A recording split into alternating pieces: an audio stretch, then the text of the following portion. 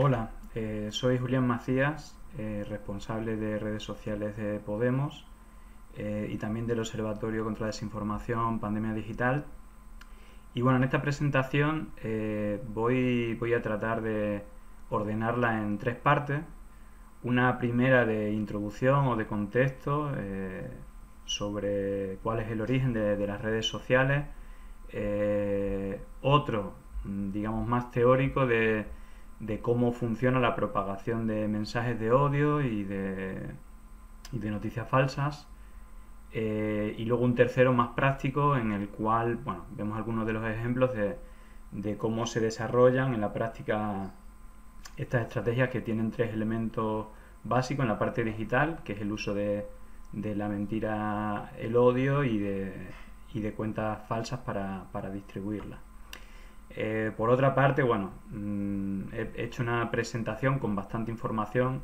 A mí me veréis en pequeñito porque tampoco es importante que me veáis, sí que me escuchéis. Entonces, bueno, voy a acompañar con bastante información en las infografías para sustentar, para ver que no solamente son opiniones, sino que hago una exposición de hechos en cada uno de los tres apartados de la presentación. Y bueno, básicamente os voy a contar lo que ya hago desde Pandemia Digital.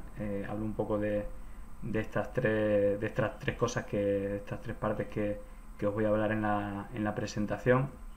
Y bueno, la primera parte en la exposición teórica del contexto, yo creo que hay algo que es importante y que normalmente no se hace mención cuando también se habla de estas plataformas, de las redes sociales o del propio Internet, ¿no? Que ya son varias décadas que está con nosotros y que si bien bueno, ha democratizado, digamos, el acceso a la información, incluso la posibilidad de comunicarse digamos, con el resto de personas.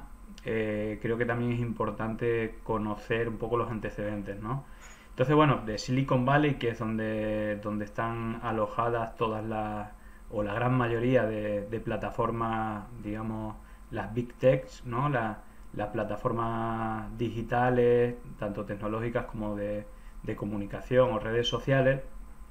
El origen de todo esto, bueno, viene de la década de los 50, digamos, la etapa de la Guerra Fría, de la carrera espacial, y digamos que la Universidad de Stanford, principalmente con fondos del gobierno, hizo bueno, lo que llamaron el Stanford Industrial Park, donde, digamos, se alojaron ingenieros de esta universidad para desarrollar en principio, bueno, elementos tecnológicos que ayudaran al ejército en primer término y luego en la carrera espacial, ¿no? De hecho, por ejemplo, un dato curioso es que la NASA, que se instaló en estas instalaciones, se creó un año después de que la Unión Soviética lanzara el Sputnik, ¿no? Eh, Algunas de las empresas primeras que se instalaron, no, digamos, que no tuvieran que ver con el trabajo para el ejército, para la NASA, fue Hewlett and Packard, digamos, y luego vinieron, bueno, un montón en esta primera etapa, un montón de tecnológicas e incluso de otras universidades, ¿no? También creo que es importante destacar que también en Silicon Valley, bueno, y digamos de estos ingenieros y empresas tecnológicas, pues se hicieron grandes avances siempre desde el ámbito de la inteligencia militar, etcétera, como que son el origen del propio Internet, como el proyecto ARPANET o posteriormente Ethernet, ¿no? Entonces, bueno, esto vieron como una base para, junto a otras tecnologías, llegar hasta digamos, el siglo XXI, en el cual, digamos, lo que se llama el Internet 2.0, ¿no? En el cual la participación de la gente, si no era una cosa unidireccional de información que tú podías leer, sino que tú podías interactuar, ¿no? Entonces, bueno, ya a principios del siglo XXI, digamos, algunas de las principales acciones que se empezaron a hacer, por ejemplo, fueron el comercio, ¿no? Y de hecho, bueno, eBay primero y luego PayPal, es decir, eBay que era una tienda digital donde se podían hacer compras online, y luego posteriormente PayPal, con el cual se podía hacer los pagos de manera electrónica. Bueno, pues digamos que los dueños de PayPal al final le vendieron a eBay su empresa por una cantidad de dinero bastante alta, y digamos que los dueños de PayPal, digamos que en Silicon Valley se le denomina como la PayPal Mafia, ¿no? Liderados por Peter Thiel, que luego lo veremos más adelante, que es uno de los principales financiadores de la campaña de Donald Trump y de los asesores tecnológicos, pero sobre todo es el creador de la empresa de vigilancia y espionaje más grande del mundo, ¿no? Que es Palantir. Bueno, la gráfica de arriba es, bueno, lo que llaman la PayPal Mafia, y cómo, claro, Peter Thiel, bueno, el resto también, vieron que claro, ellos manejan muchos datos personales, ¿no? De personas que compraban, y eso daba una información, digamos, con mucho valor añadido. Entonces ellos rápidamente, lo que hicieron con ese dinero que le dio eBay, pues fue invertir en todas las startups o en proyectos que principalmente usaban datos de personas, o podían manejar datos de personas, como son el propio Facebook principalmente, donde Peter Thiel fue el socio capitalista, ¿no? Creo que en 2004, el mismo año en el que crea Palantir. Pero luego, bueno, hay gente tan conocida como Elon Musk, que es el dueño de Tesla, de SpaceX, o están los creadores de YouTube, LinkedIn, y bueno, prácticamente casi todas las plataformas que manejan datos, ¿no? Y bueno, en el gráfico de abajo veis la tremenda estructura, es decir, Palantir, que fue la empresa de Peter Thiel, creo que desde 2004, que digamos que tiene como contratistas a los servicios de inteligencia de Estados Unidos, del Reino Unido y del Pentágono, el gobierno, el ejército, bueno, etcétera. Bueno, por eso es interesante ver este tipo de relaciones, ¿no? No solamente con las estructuras empresariales, institucionales, sino también gubernamentales y económicas, ¿no? Por ejemplo, la familia Koch, ¿no? A través de la Fundación Koch, que también financia Heritage Foundation, y un montón de espacios relacionados con el Partido Republicano también, ¿no? Pero bueno, no, es decir, que toda esta maraña es imposible descifrarla en poco tiempo, pero bueno, focalizaremos sobre los elementos más importantes. Bueno, centrándonos un poco en Cambridge Analytica, ¿no? Que fue un poco, digamos, abrir la caja de Pandora, aunque no explica todo, pero sí que nos demostró, además en el documental El Gran Hackeo se ve como directivos de Facebook, de Google, de YouTube, trabajaban mano a mano con el equipo de Steve Bannon, de Donald Trump, para ganar las elecciones usando fraudulentamente los datos que conseguían de las personas, ¿no? Pero más allá de eso, ¿no? De esta relación o esta internacional, ¿no? Del hackeo de las mentes digitales, ¿no? Con la colaboración de las plataformas, haciendo hincapié a lo que hablaba antes. Yo creo que es interesante, bueno, ver pues que Cambridge Analytica ya estaba trabajando con otros líderes políticos como Ted Cruz, o que tenían la familia Mercer, ¿no? Que al final es la familia, el socio capitalista que también ponía el dinero, en la relación que tenía, por ejemplo, eso, como decía, con Heritage Foundation, que es un poco la promotora de Atlas Network, que son una organización con más de 500 fundaciones que, digamos, que organiza o participa en la organización de la ultraderecha a nivel internacional, ¿no? En el gráfico de la derecha podéis ver algunas de estas relaciones, ¿no? Y también de dónde venían también Steve Bannon, de un proyecto como Breitbart News, que básicamente usa los elementos de odio y mentira que vamos a ver a continuación, y que son tan eficaces, ¿no? Es decir, que esto es un sistema científico, es decir, no es que su eficacia sea casual. Entonces, bueno, aquí tenéis un esquema de dos elementos, creo que importantes, ¿no? por un lado, toda la red de fundaciones que a nivel internacional operan en todo el mundo, pero bueno, especialmente en América Latina, relacionado con golpes de Estado o estrategias de desestabilización de gobierno.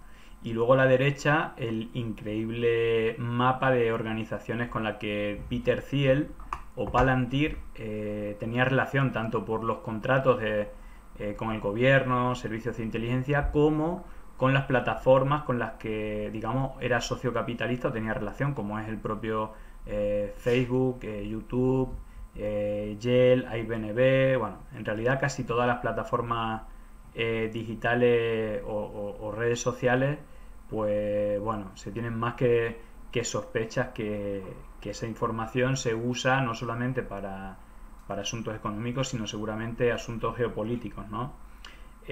Otra cosa que no conoce mucha gente, ¿no? En el titular de abajo es que Palantir formó parte o trabajó para Cambridge Analytica, como pues, no podía ser de otra manera.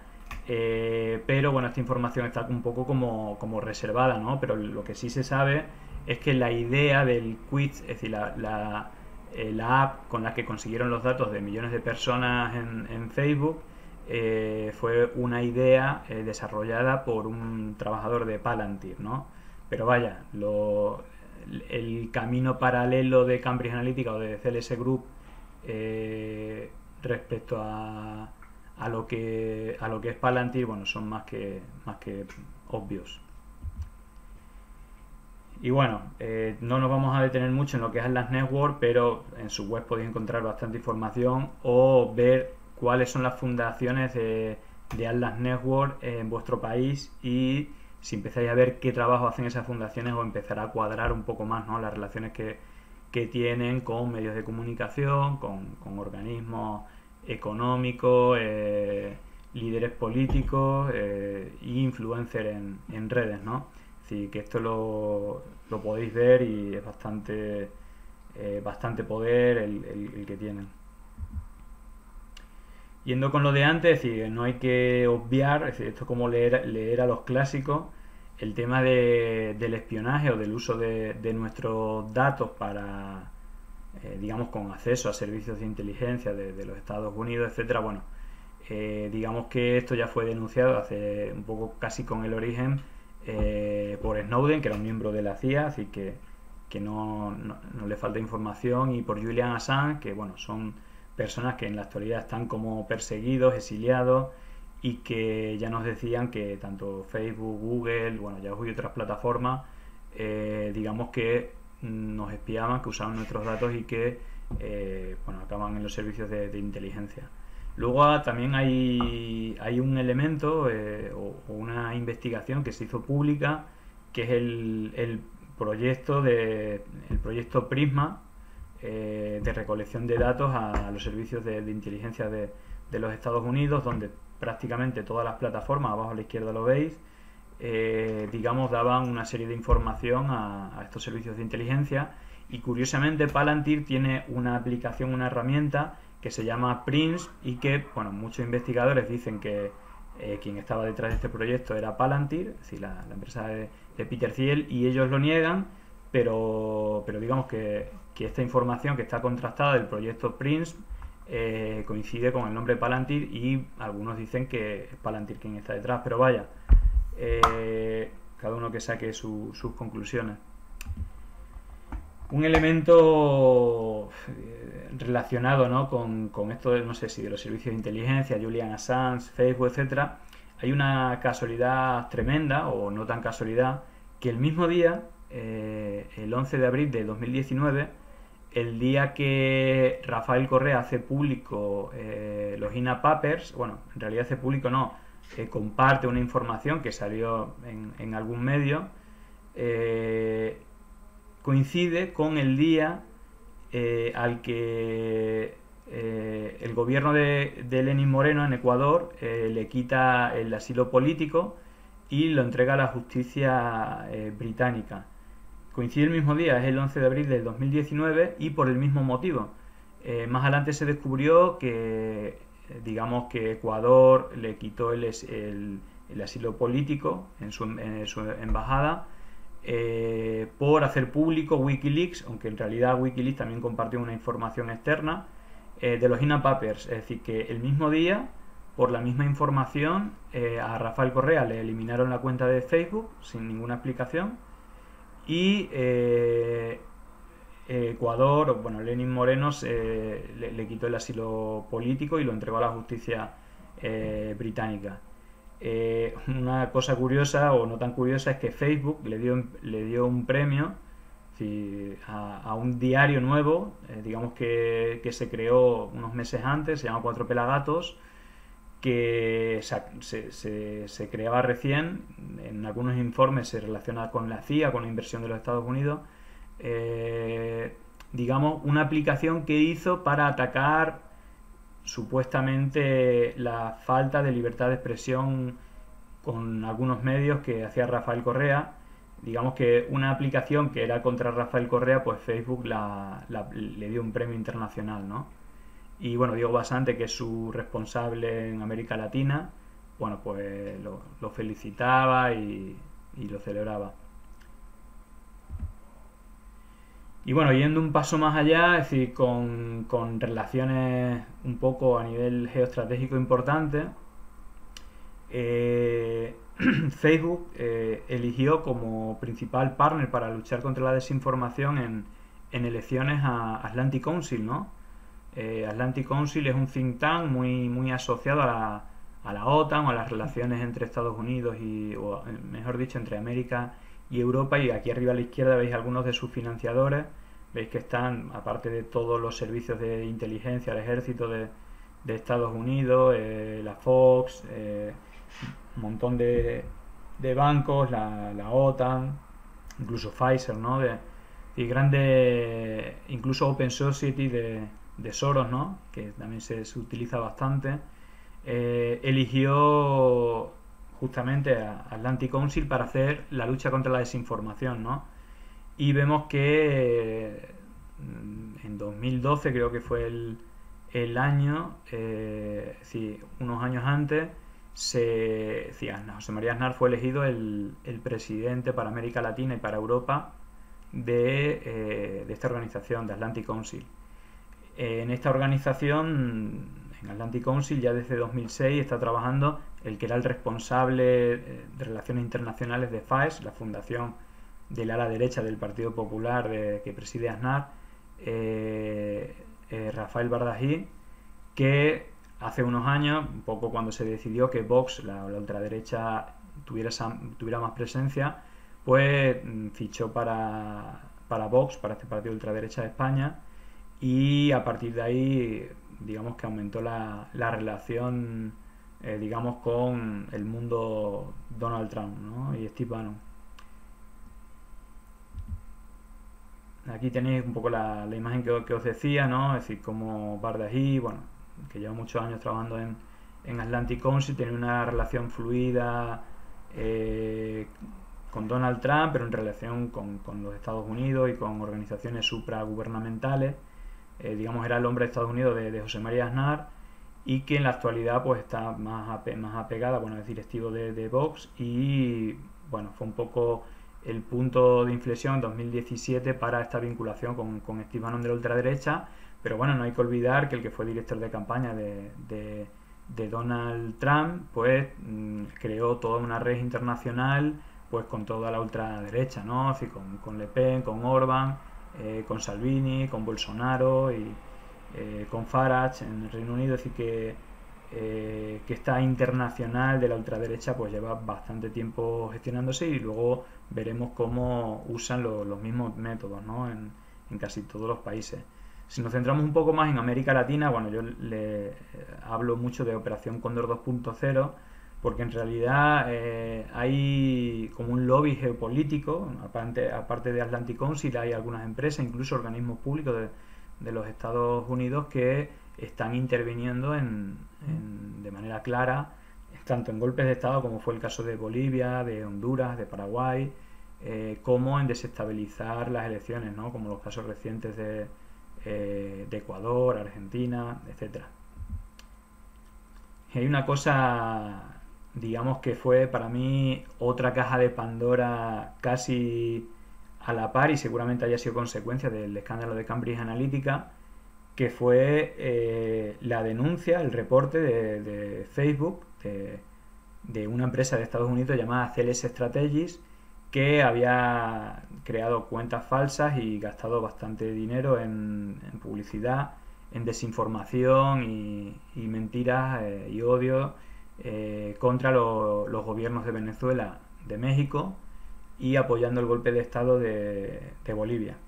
Una cosa muy curiosa, o no tanto, es que la Fundación para América Latina de Atlantic Council, que se llama Adrian Arch y que es, digamos, uno de los principales donantes de Atlantic Council, aparte de Facebook, si Facebook también es el principal donante de Atlantic Council, es que el director de este organismo es Peter Schachter, que fue el fundador precisamente de la empresa CLS Strategies, ¿no? Que, como veremos más adelante, está involucrada prácticamente en todos los golpes de Estado en América Latina o apoyando campañas, digamos, de desestabilización, ¿no? Aquí, bueno, veis que es partner, es decir, tiene partner creador de CLS Strategies y, bueno, también las relaciones, ¿no?, con la OEA o con el resto de instituciones, ¿no?, de América. Y más curioso todavía es que algunos de los trabajadores de esta empresa, de hecho, cuando se conoció este caso de Facebook denunciando estas acciones de creación de cuentas falsas, etcétera, a Mark Feijenstein y a Juan Cortinas, otro, digamos que eran como los dos referentes en América Latina de la empresa, les eliminaron de la página web. Bueno, creo que también los echaron, ¿no? Lo curioso es saber quién es esta persona que estaba interviniendo en estos países de América Latina. Y lo curioso es que Mark Feijenstein fue directivo de la USAID, es decir, de la institución pública de los Estados Unidos para su relación con América Latina, o entre otros, ¿no? O también fue funcionario por la OEA, además nombrado por los demócratas. Lo curioso es que también trabajó para CLS Strategies,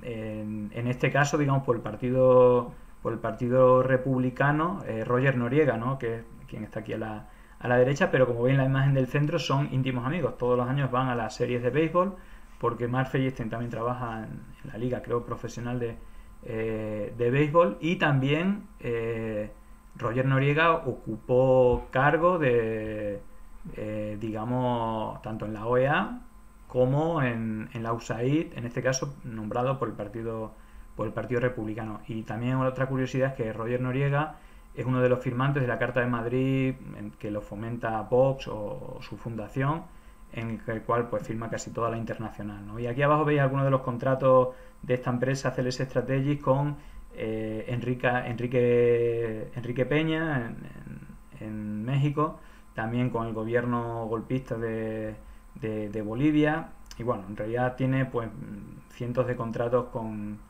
multitud de países para hacer este tipo de estrategias, ¿no? Bueno, y hasta aquí la parte de contexto del mundo redes sociales, Silicon Valley, etcétera, que creo que es importante conocer. También hay que decir que las redes sociales han sido un elemento democratizador de la comunicación, tanto para recibirla como para ejercerla, ¿no? Fueron una ventana de oportunidad para movimientos como las primaveras árabes, el movimiento de los indignados, Occupy Wall Street.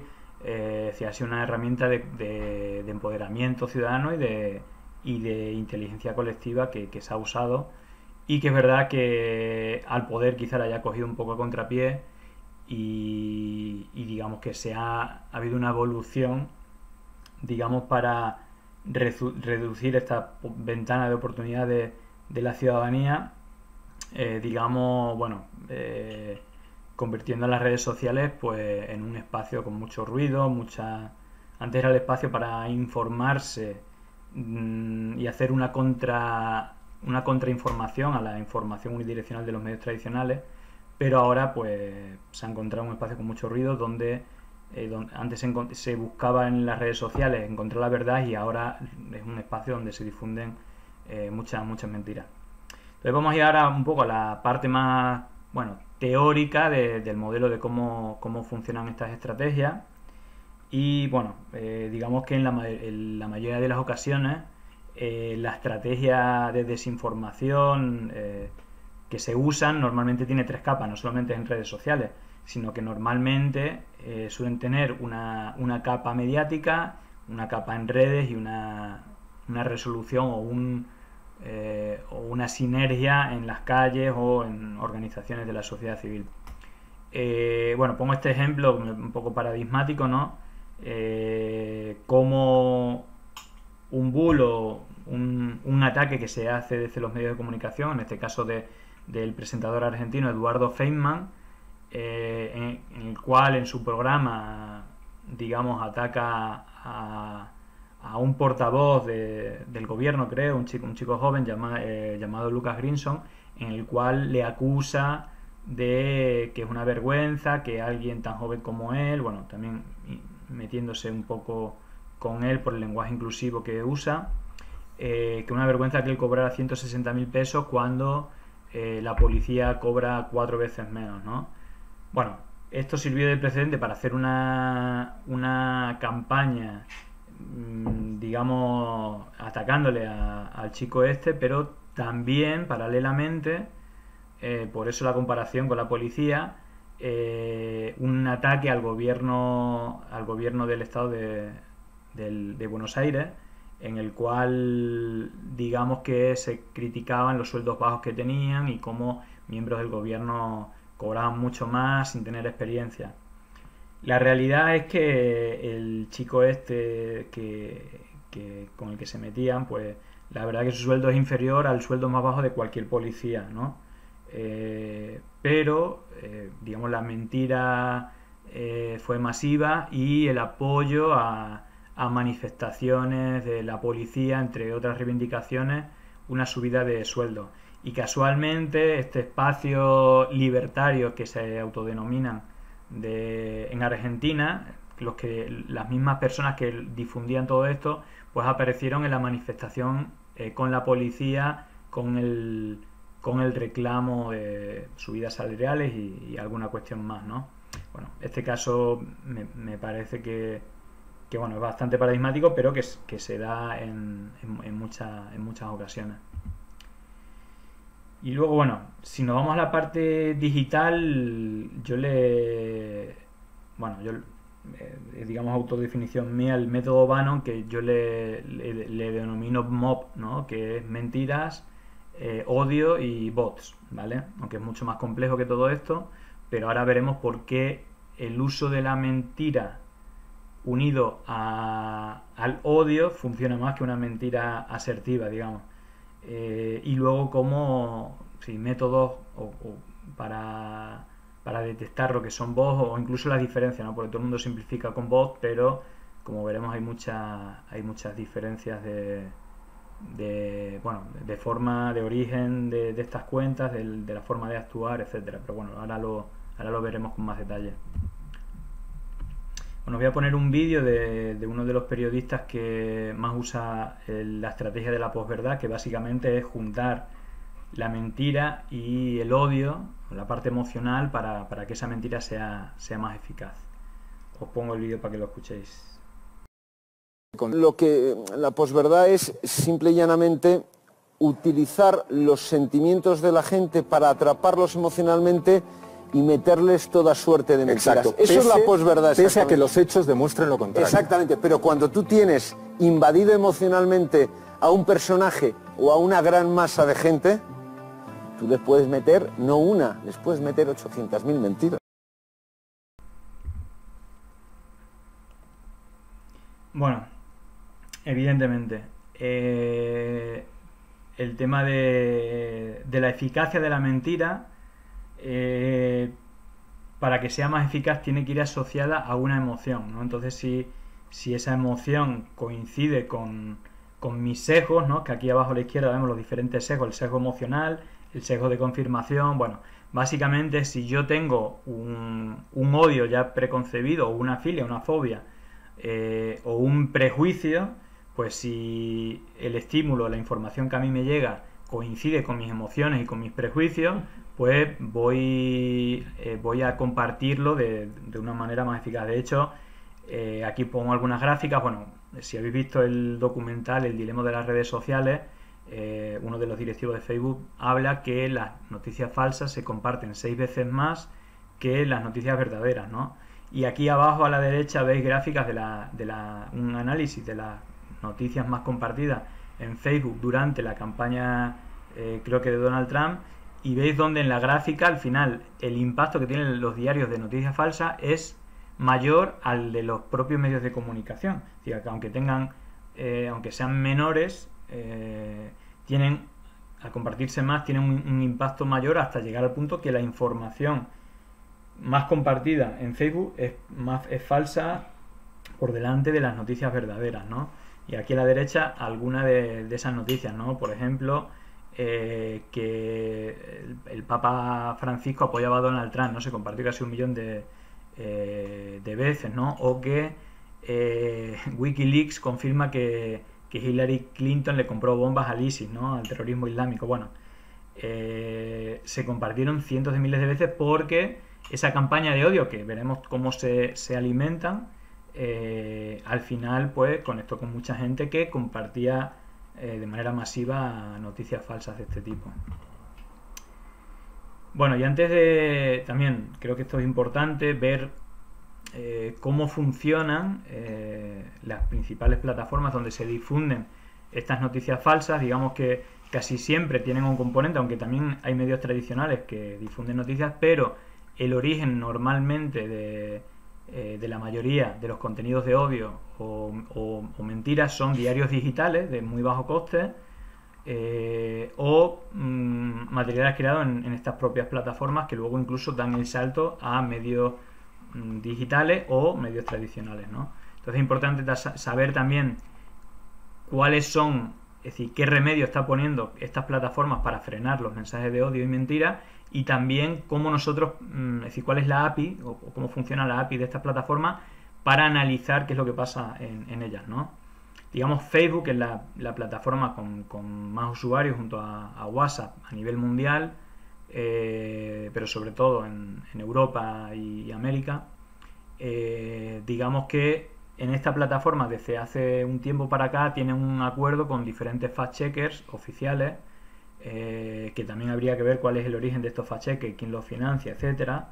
Tampoco vamos a entrar ahí porque sería largo, pero vaya, hay un acuerdo casi en todos los países para que estos fact-checkers digamos, hagan un análisis de qué noticias son falsas, y en las publicaciones que se haya usado esa noticia se informe, ni siquiera se elimina el contenido, sino que se informa de que hay desinformación con este sentido, ¿no? El problema que tiene Facebook es que la API de Facebook es muy cerrada, es decir, tú solamente puedes ver lo que hay en páginas públicas y en grupos abiertos, que es lo que significa un porcentaje muy pequeño de lo que es Facebook, de la comunicación que hay en Facebook, ¿no? Y luego, bueno, se puede analizar un año hacia detrás. Y herramientas, bueno, no hay muchas, es decir, la herramienta del propio Facebook de estadística, cuando tienes una página te da bastante información, también de rivales, es decir, de otras cuentas, de otras páginas, pero bueno, hay una herramienta que se llama CrowdTangle, con la cual metiendo un enlace puedo ver las veces que se ha difundido en Facebook, en Twitter, Instagram, en otras plataformas, y quiénes son los perfiles, las páginas, los grupos donde ha tenido más impacto, ¿no? Cuando se ha difundido, ¿no? Entonces, bueno, esa es la limitación que tiene. Por otra parte, Twitter justamente es al revés, tiene una API totalmente abierta, es decir, se puede ver todo lo que pasa con la limitación de una semana, es decir, solamente puedes mirar una semana hacia detrás para recoger toda la información, ¿no? Bueno, herramientas hay un montón para analizarla, ¿no? Bueno, yo normalmente uso T-Hoarder, que es con la que hago los gráficos, pero hay otras herramientas como TrendMap, etcétera. Luego hay una herramienta en tiempo real que es muy buena, que se llama Pulse Tweet, que también en tiempo real puedes ver todo lo que está pasando en Twitter con la búsqueda que tú hagas. Otro problema que tiene Twitter es que a pesar de que tiene normas muy concretas para luchar contra el odio, amenazas, el spam, los bots, la verdad es que son muy poco eficaces. Es decir, si bots hay o si cuentas, digamos, que hacen spam, que están automatizadas, que lanzan de manera casi constante bulos, mensajes de odio, pues siguen durante años estando vigentes. Sí es verdad que a veces se eliminan cuentas cuando hay amenazas de muerte o este tipo de cosas más claramente, pero la verdad es que si bien tiene el plus que la API es abierta y se ve todo lo que pasa, y por eso la mayoría de los análisis son de esta red social, por más que un poco minoritaria, pero es verdad que las normas propias de Twitter son poco eficaces y no trabajan con los fact-checkers como si pasa en Facebook, que cuando denominan una noticia falsa, pues la paralizan. Por otro lado, YouTube, digamos que sí es rígida, muy rígida, eliminando contenidos por derechos de autor, música, imágenes de televisiones, de retransmisiones deportivas, etcétera. Con eso, bueno, vamos, al segundo te eliminan. Y también con el tema del COVID, también están eliminando desinformación de COVID y cuando hay violencia extrema, pero la verdad es que con el tema de la mentira, incluso mensajes de odio, pues son bastante inóculas, es decir, no suelen hacer mucho. Hay vídeos con millones, con bulos que tienen millones y millones de visitas, pero que están abiertos. Y luego, bueno, a la hora de la información, es decir, en el propio buscador, porque al final YouTube no deja de ser otro buscador, el segundo más importante después de Google, pues tú ahí puedes configurar las búsquedas, las palabras, luego ver cuáles son los vídeos con esa palabra que más veces, más visualizaciones tiene, hacerlo por tiempo, etcétera. Es decir, que se puede buscar bastante información desde la propia plataforma de YouTube. Y luego la caja negra, es decir, donde se mueve más información y que no tiene ningún tipo de limitación, son tanto WhatsApp, que es más masiva, como Telegram, ¿no? Entonces, bueno, ahí no existe la única limitación que existe es en WhatsApp para reenviar un contenido que se ha difundido muchas veces, ¿vale? Pero al final es una limitación muy parcial, ¿no? Y luego, bueno, WhatsApp es totalmente una caja negra, y Telegram, igual que en Facebook, hay algunas herramientas para buscar palabras o... Sí, principalmente palabras pero solamente de los canales o grupos que son abiertos, que al final, como herramienta de mensajería, pues es un uso muy, pues, digamos, un porcentaje muy pequeño de lo que pasa en esa plataforma, ¿no? Pero bueno, es un espacio donde sobre todo se organizan, es decir, más allá de todas las cuentas falsas, también hay militantes, hay activistas, hay gente organizada que normalmente en gran parte usan estas dos plataformas para organizarse, y también como origen de lanzar bulos o vídeos, imágenes manipuladas, ¿no? Y un ejemplo de esto que me parece buenísimo es este vídeo, sí, creo que está por aquí puesto. La fecha es el 23 de marzo de 2020, donde Spiriman, es decir, una persona bastante conocida en España, normalmente lanza vídeos, bueno, insultando y tal, y normalmente lanzando mentiras. Pero bueno, este es bastante paradigmático porque se llegó a compartir, bueno, en la actualidad tiene más de 130.000 compartidos, 4 millones de visitas, solo en Facebook, ¿vale? Y como os decía, es decir, esta cuenta, esta página de Facebook de Spiriman, a los 2 días... de hecho, es así, el día 23 lo publica, el día 24 abajo veis que él mismo reconoce que no era el gobierno, porque más o menos lo que está diciendo es que el gobierno de España, Pedro Sánchez, digamos, elimina o quita los respiradores de las ambulancias de Andalucía o de Sevilla, bueno, y bueno, llena un vídeo lleno de insultos, insultando al presidente, al gobierno, etcétera. Y al día siguiente se informa y se da cuenta que es mentira y que ha sido el gobierno de Andalucía, que está gobernado por el Partido Popular y por Vox y por Ciudadanos, el que retiró para, según él, calibrarlos o no sé qué. Bueno, la sucesión es la siguiente. El día 23, bueno, se difunde Facebook, los algoritmos de Facebook hacen no solamente que lo vean 4 millones de personas este vídeo, sino que su página en una semana creciera más de 500.000 usuarios. ¿vale? Es decir, que esa es la penalización real, por más que informen que esa información es falsa. La realidad es que todos los vídeos, a esta persona se le puede poner un cartel de información, pero todos sus vídeos tenían millones de visitas y su cuenta crecía a cientos de miles de seguidores cada semana. Haciendo vídeos como este, vídeos de insultos, mensajes de odio, con falsedades. Pero es verdad que ponen un cartel cuando un verificador externo dice que es una información falsa, le ponen. Bueno, lo curioso es que el vídeo en YouTube sigue estando, es decir, no se ha eliminado, a pesar de que el propio autor del vídeo dice que es mentira. El autor no lo ha eliminado porque al final el bulo es mucho más grande que la verificación. De hecho, el mensaje que él hace en la misma red social diciendo que el vídeo es falso al día siguiente, en vez de compartirse 130.000 veces y tener 4 millones de visitas, pues apenas se comparte 50, 60 veces y lo ven 5.000 personas, muy pocas personas. Bueno, curiosamente, Facebook está la publicación, pero con el cartel. En YouTube sigue estando, en Twitter seguía estando, y no solamente eso, sino que 2 días después de que tanto Spiriman diga que es mentira y los verificadores digan que es mentira, OK Diario, que es uno de los diarios de fake news, saca el mismo vídeo como diciendo que el médico, dando el vídeo por bueno, digamos que un médico amenaza a Sánchez por requisar respiradores, cuando él mismo ya había dicho que era mentira. Es decir, esto habla tanto de la plataforma de Twitter, que no elimina contenido falso, como de algunos medios de comunicación que, a pesar de que el propio médico dijo que era mentira, el diario lo da como noticia 2 días después de que los verificadores digan que es mentira y el propio Spiriman. Y el vídeo sigue estando vigente un año después. Bueno, esto habla un poco de cómo funciona cada una de las plataformas, ¿no? Y bueno, ¿cómo se genera este odio? Yo creo que es importante el concepto de batalla cultural, ¿no? Que ya nos hablaba Gramsci, ¿no? Lo importante que es la batalla cultural, la hegemonía de los conceptos, etcétera. Y cómo desde la derecha o desde este espacio, desde Atlas Network o desde otros espacios, pero Atlas Network y sus representantes comunicativos, mediáticos, políticos, influencers en redes, etcétera, lo usan mucho, es como al final generan un odio hacia ciertas luchas, ciertos avances de derechos humanos, etcétera, que se relaciona a la izquierda, ¿no? O lo que ellos combaten.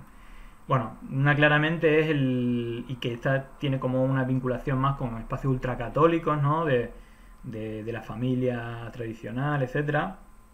Y eso lucha contra el feminismo y contra los derechos LGTBI, ¿no?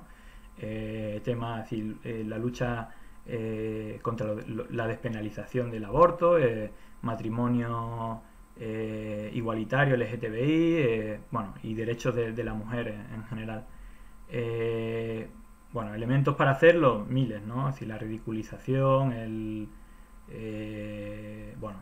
los conceptos de tradicionalismo de la iglesia, de una parte de la iglesia, porque por suerte también está avanzando, pero vaya, es una de los elementos más reiterativos, ¿no? Luego, lo típico es llamar a todo, es decir, repetir hasta la saciedad comunismo, dictadura narco-chavista bolivariana, es decir, todo es comunismo o dictaduras narco-bolivarianas, ¿no? Entonces, a esto le suman pues todos los mantras, ¿no? De asociarlo al terrorismo, a dictadura, al narcotráfico, a la ruina, a los 100 millones de muertos del comunismo, autoritarismo, todas estas palabras que suelen repetir como mantra, y sobre todo asociarlo a cualquier movimiento, al propio Biden, ¿no? Que es una persona de derecha liberal, se podría decir, digamos que desde ahí hasta cualquier otro representante, ¿no? Político. Luego, por otra parte, el tema de la defensa del punitivismo, ¿no? de la cadena perpetua, incluso la condena de muerte, el derecho a tener armas, el pedir impunidad a las Fuerzas Armadas de usar la fuerza, ¿no? de usar las armas, incluso en América Latina. Todo esto está muy reciente, ¿no? En Ecuador, en Perú, en Colombia, en Chile, de defender que las Fuerzas Armadas disparen a la población cuando se manifiesta, y bueno, un poco también relacionado con esto de relacionar a la izquierda con el terrorismo por manifestarse o este tipo de cosas, ¿no? El derecho a tener armas también, que aunque no está generalizado, pero en algunos países sí que se repite, ¿no? Desde estos espacios. Luego, de una manera o de otra, en cada país es diferente, pero el nacionalismo y la xenofobia, digamos que tiene un componente importante, ¿no? El ensalzar la bandera, el himno, demonizar a los inmigrantes, y en algunos países, cuando hay movimientos digamos nacionalistas o independentistas, como el caso de España, pues también, bueno, defender la unidad de España y demonizar a las personas que piensan o que apoyan la independencia de algún territorio, ¿no? Y luego otro elemento también muy relacionado con la Iglesia, ¿no? Es el tema de la islamofobia, ¿no? Más o menos un relato de que se acaba la cultura europea o incluso la cultura de América Latina, eso ya es un poco más contradictorio, y del cristianismo, ¿no? Por una invasión islámica, ¿no? Quizás depende del país. Aquí en España, al estar cerca de Marruecos más grande, pero yo creo que es una enclave internacional. En Estados Unidos, bueno, digamos que hay una estigmatización del Islam muy fuerte, y ahora, bueno, también se está viendo con el tema de Israel, todo esto, ¿no? Entonces, bueno, es una de las constantes también en todo esto. Métodos para hacer la batalla cultural. Bueno, a nivel de comunicación, es decir, es que yo creo que los 11 principios de Goebbels de propaganda los siguen al pie de la letra la mayoría, ¿no? Es decir, el tema de la renovación, es decir, de todos los días sacar noticias falsas, el tema de la verosimilitud, es decir, siempre contra una mentira, pero con algo que parezca que sea verdad, el principio de transposición, es decir, atacar a tu enemigo con las cosas que tú mismo eres. Por ejemplo, en América Latina, el tema de relacionar a la izquierda con la narcodictadura. Hace poco, ahora en Colombia, están a Petro poniéndole imágenes falsas con Pablo Escobar, igual que hicieron con Evo Morales durante el golpe de Estado, cuando justamente Uribe, ¿no?, que es un poco representante en América Latina de todo este movimiento de ultraderecha asociado a todo lo que estamos hablando, es miembro probado, es decir, los servicios de inteligencia de los Estados Unidos así lo informan en documentos públicos, y bueno, el público también, que él fue el director de la aviación civil en Colombia, permitiendo los vuelos y las pistas de aterrizaje en digamos, en los sitios de fabricación de cocaína de Pablo Escobar. Y bueno, así que esta parte, aunque los medios de comunicación no lo cuenten, es la realidad. Entonces, desde estos espacios se usan contra el enemigo el asociarle al narcotráfico, etcétera. Pero vaya, lo hacen con cualquier otra cosa. Aquí en España una cosa que hace la derecha es decir que la izquierda controla todos los medios y que los tienen arrinconados y tal, cuando es bastante escandaloso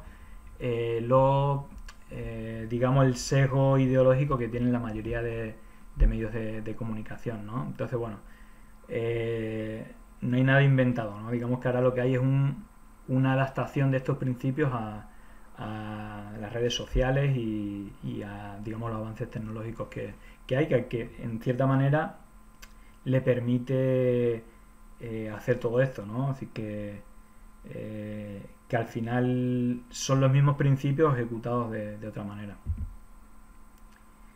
De hecho, bueno, para mí la batalla, es decir, hay como muchas cosas en común, ¿no? El documento que hay a la izquierda, si estos son textos de documentos desclasificados por la CIA, el de la izquierda es un documento de la empresa de Estados Unidos Burson Marsteller, que es la que tenía relación, el contrato con el gobierno de Videla, con la dictadura, para hacer una comunicación en positivo hacia afuera, ¿no? Entonces, los elementos que ya usaban es el hecho de tratar de apropiarse de la palabra libertad por los derechos humanos para luchar contra el terrorismo, ¿no? Es decir, terrorismo, derechos humanos, libertad, ya ¿no? Apropiarse de los elementos positivos y estigmatizar a tus rivales para justificar ciertas acciones, ¿no? En Chile, que es el documento de la derecha, ¿no?, se decía como, si desde la CIA más allá de la compra del mercurio, donde se lanzaban todos estos ataques, ¿no? Se decían que también se hacía una campaña alarmista, estigmatizadora, donde y bueno, se felicitaban de lo efectiva que estaba siendo, donde se decían que se compraban también partidos de la izquierda, pero también las campañas de desinformación o de odio, donde decían que, sobre todo hacia las mujeres, a las cuales se les aseguraba que los soviéticos y los cubanos llegarían para arrebatarle a los hijos si ganaba Allende, y afiches distribuidos masivamente donde mostraban a niños llevando en la frente un tatuaje con la hoja y el martillo, y que la tradición religiosa también, digamos, se relacionó de que el comunismo era ateo, impío y que iba a quemar las iglesias, etcétera, ¿no? Y que todo esto funcionó bastante fuerte. De hecho, si escuchamos a Sergio de Castro, que fue el ministro de Hacienda y Economía en la dictadura de Pinochet, uno de los Chicago Boys, y que estudió en la cátedra de Economía de Milton Friedman digamos en Estados Unidos, en la Universidad de Chicago, y que en la actualidad todas las fundaciones de Atlas Network pues seguramente tengan un cartel de Milton Friedman, ¿no? Además que visitó a Pinochet y que siempre ha tenido buenas palabras para esta dictadura. Pues al final los términos que usa en este vídeo Sergio de Castro son los mismos que usa todas las fundaciones de Atlas Network, pero por ejemplo en Madrid el dicho de socialismo o libertad o comunismo o libertad que decía Ayuso es un poco lo que decía Sergio de Castro, que dice, cuando le preguntan cuál era su objetivo, digamos, su teoría, ¿no? Económica, etcétera, decía más libertad, menos Estado, ¿no? Bueno, al final es un poco eso, quitar todos los servicios públicos y que quitar los impuestos a los ricos y que sea un poco libertad para hacer todo lo que uno quiera. Bueno, pongo el vídeo para que lo escuchéis.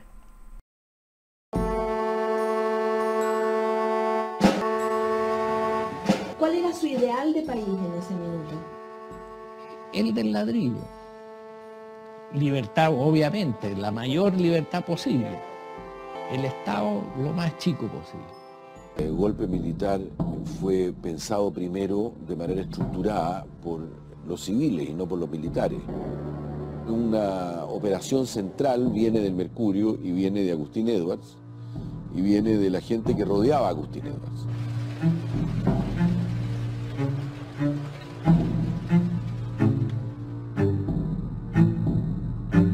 Es un grupo que concibe la idea del golpe vinculando el apoyo norteamericano al golpe, básicamente la CIA.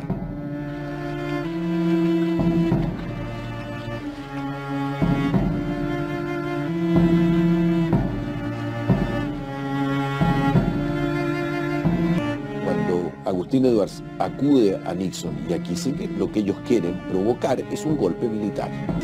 Hay una cosa que es incontrarrestable en materia de la CIA, que es que la CIA financió los estudios de lo que se denominó el ladrillo. Los acuerdos del Pacto Andino deben ser flexibilizados para permitirle la venta de acciones y derechos de las empresas que están en manos de Corfo para ser vendidas a la inversión extranjera. Informaciones confirmadas señalan que la ciudad estaría ocupada.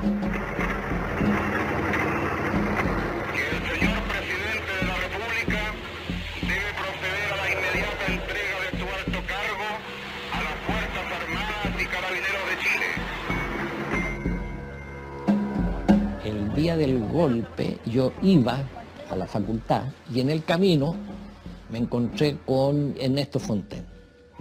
Entonces nos fuimos al cerro Calán y de ahí vimos el bombardeo de La Moneda. ¿Qué pensó en ese momento? Una alegría infinita.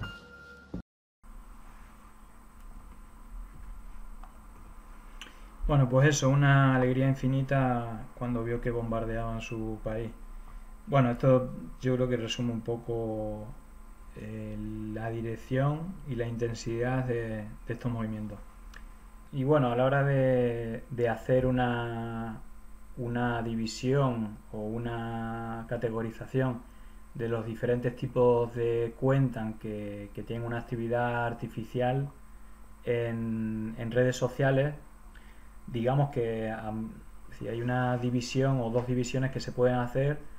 Una es cuando una cuenta es de una persona real o simula ser una persona diferente, y luego si la acción de la cuenta es una acción humana o es una acción automatizada. Es decir, se pueden dar todas las condiciones, y puede haber una persona real que tenga su nombre, su foto, todo en sus redes sociales, pero tenga la actividad automatizada. También puede que una persona real maneje una cuenta que tiene una identidad falsa y que simule una actividad diferente a la que sería su persona, pero que la actividad sea humana. Y luego, pues tanto puede haber personas reales que hagan actividad humana normal, como cuentas falsas que también tengan la actividad automatizada. Es decir, que se pueden dar todas las variables. Pero atendiendo un poco a la función, cómo participa o cómo altera artificialmente la actividad en las redes sociales, bueno, hay 4 categorías que bastante repetidas, ¿no? Es decir, que muchas veces se resume todo, se dice que son cuentas falsas o que son bots, pero en realidad esta actividad puede ser tanto automatizada o llevada por cuentas personales, pero estas serían como las 4 categorías que creo que son las más habituales en la definición. Bueno, el bot que siempre llamamos bot, digamos que sería una cuenta, normalmente una cuenta falsa, que hace actividades automatizadas, ¿vale? De manera artificial, ¿no? Se puede hacer pasar por una persona o con una identidad anónima, eso es lo de menos, pero digamos que la actividad no es humana sino automatizada. Luego veremos que hay varios métodos para detectarlo, pero siempre es difícil porque esa actividad artificial también se puede hacer desde una persona que por militancia, simpatía o simplemente porque trabaja para una empresa que le han pedido ese cometido.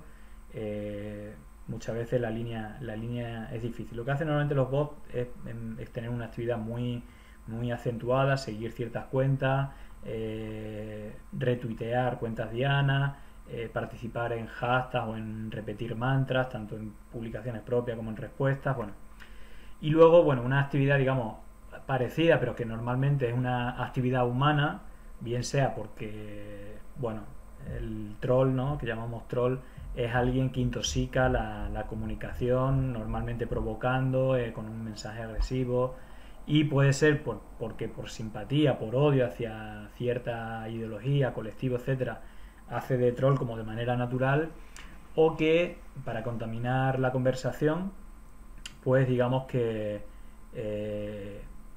puede ser, como decía, por una empresa que le piden que haga esa acción, la haga, ¿no? Por otro lado está lo que llamamos sock puppet, ¿no?, que traducido sería como un guiñol ¿no?, una especie de guiñol con un calcetín, y lo que hace es simular, es decir, una cuenta falsa en todos los casos, en la cual se hace pasar por una identidad diferente. Pues por ejemplo, alguien, y puede ser, ya te digo, puede ser tanto una persona, esto normalmente sí que es más acción o bien de empresas que se le encarga esta actividad, o por alguien que altera artificialmente la comunicación para hacerse pasar, pongamos, o sea, se crean varias cuentas falsas para hacerse pasar por trabajadores que están enfadados por una ley del gobierno, o por un servicio mal dado por una empresa para atacarle, ¿no? Entonces, muchas cuentas se hacen pasar por una identidad concreta con una reivindicación, un enfado concreto, ¿no? Entonces, muchas veces en la conversación pues se crean muchas cuentas que opinan igual, creado de manera artificial, ¿vale? Estos dos, tanto el sock puppet como troll, normalmente alteran la comunicación.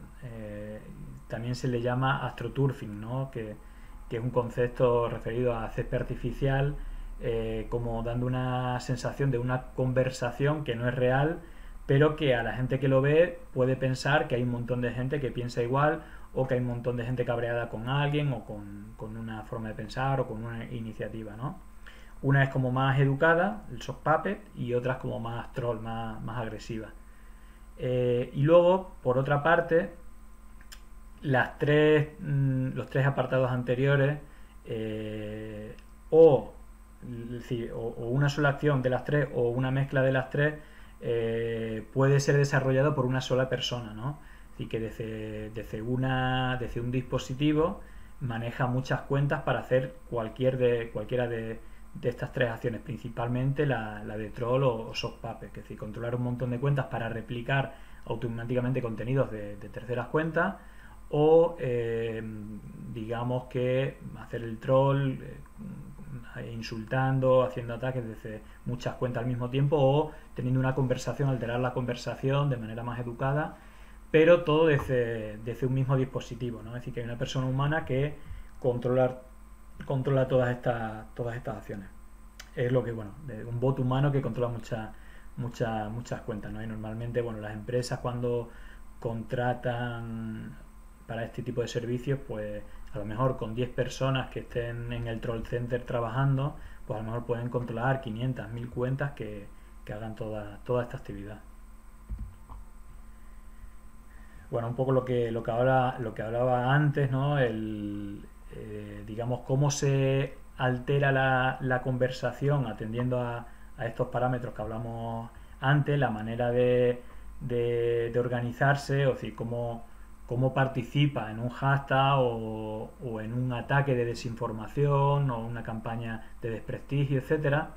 Pues una gran parte, en la imagen de arriba a la izquierda, está hecho con el control de muchas cuentas con diferentes dispositivos a las cuales se le programan ciertas actuaciones, o retweets a diferentes cuentas, o que pongan tweets repitiendo ciertos mantras, o que respondan de manera automática a ciertas cuentas dianas del enemigo cada vez que nombre una palabra.